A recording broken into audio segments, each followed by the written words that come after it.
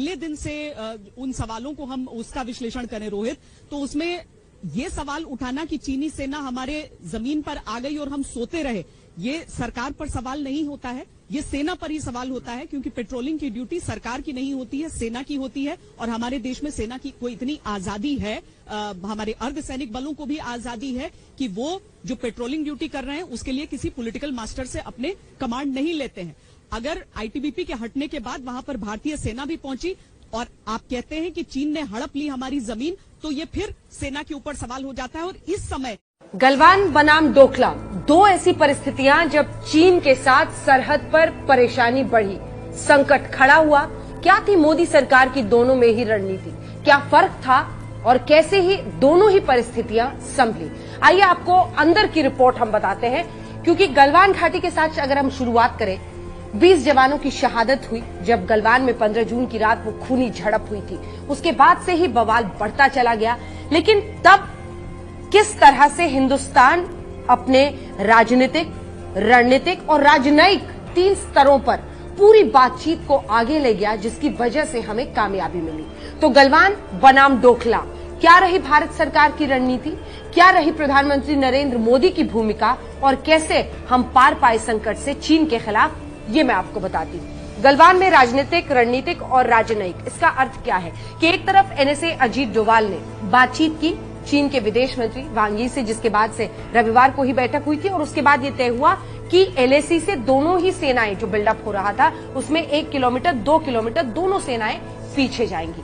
अच्छा, अब सवाल यह है कि प्रधानमंत्री नरेंद्र मोदी ने ये तो साफ कह दिया था कि हमारी धरती पर कोई नहीं आया है, न हमारे पोस्ट पर कोई कब्जा कर रहा है। लेकिन प्रधानमंत्री ने चीन का नाम नहीं लिया। विपक्ष ने खूब घेरा उनको देश के अंदर, लेकिन बड़े ही स्ट्रेटेजिक तरीके से चीन का नाम पीएम ने नहीं लिया।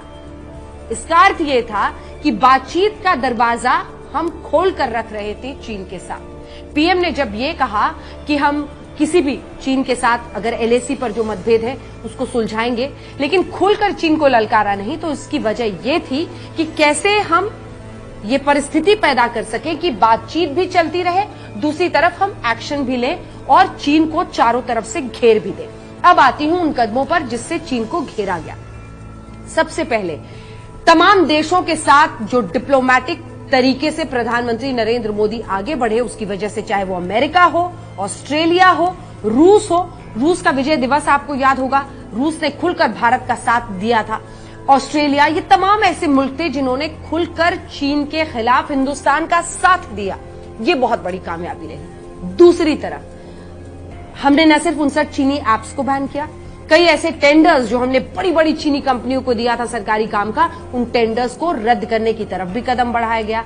चीन ने देखा कि इस पूरे मामले को अब घसीटकर आगे बढ़ाकर कोई फायदा है नहीं, चारों तरफ से वो घिर चुका था। और इसीलिए फिर बातचीत के बाद जब एनएसए अजीत डोभाल ने बातचीत की वांग यी विदेश मंत्री चीन से, तो उसके बाद से वो इस बात पर राजी हुए कि 1 से 2 किलोमीटर हम पीछे घटेंगे। तो हर तरह से हमने उनको घेरा डिप्लोमेटिकली, पूरे विश्व में अलग अलग देशों के जरिए उनके एप्स को बैन किया, उनके टेंडर्स को रद्द किया और फिर हमने साथ में बातचीत का भी रास्ता खुला रहा। ये था गलवान घाटी के पूरे मामले को सुलझाने का तरीका। अब आपको लिए चलते हैं 2017 के डोकलाम विवाद में। 2017 में डोकलाम विवाद हुआ था, लेकिन उसके बाद से जो परिस्थितियां खराब हुई वो जाकर संभली 2018 में, जब वुहान में बड़ी ही गर्मजोशी के साथ प्रधानमंत्री नरेंद्र मोदी और राष्ट्रपति शी जिनपिंग की मुलाकात हुई थी। उसके बाद से एक बदलाव आया रिश्तों में, यानी वहां पर सीधे दोनों देशों के मुखिया आमने सामने जब हुए एक बैठक में वुहान में, उसके बाद परिस्थिति बदली। फिर रणनीतिक दिशा निर्देश जारी किए गए दोनों ही सेनाओं में और ये बताया गया कि क्या व्यवहार आपको सरहद पर रखना है।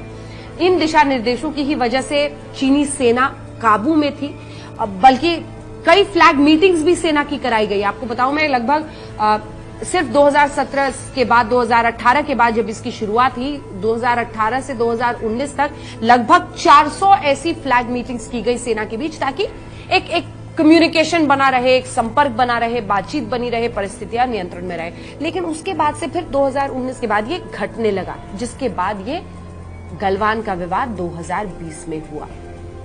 तो डोकलाम को सुलझाने का क्या तरीका था? कई दौर की बातचीत। 2018 में प्रधानमंत्री नरेंद्र मोदी शी जिनपिंग की वुहान में मुलाकात और उसके बाद कई लेवल्स की बैठक जो की गई, उन बैठकों के जरिए मामले को सुलझाया गया। फ्लैग मीटिंग्स की गई, दिशा निर्देश कारगर रहे सेनाओं के लिए और परिस्थिति संभली। लेकिन अब कुल मिलाकर जब हम डोकलाम बनाम गलवान देखते हैं तो सबसे महत्वपूर्ण कड़ी पूरे मामले में है प्रधानमंत्री नरेंद्र मोदी का लेह दौरा।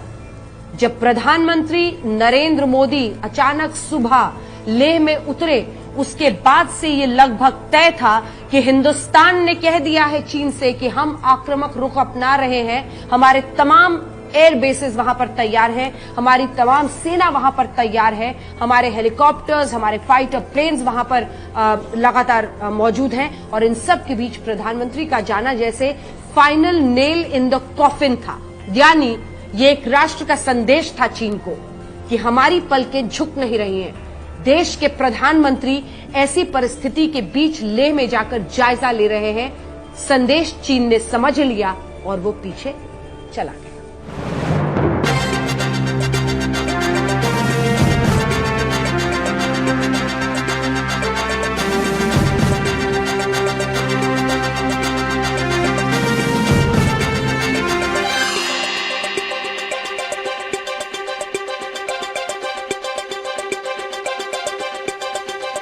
वार्तालाप टीवी, आपका नजरिया, आपकी आवाज।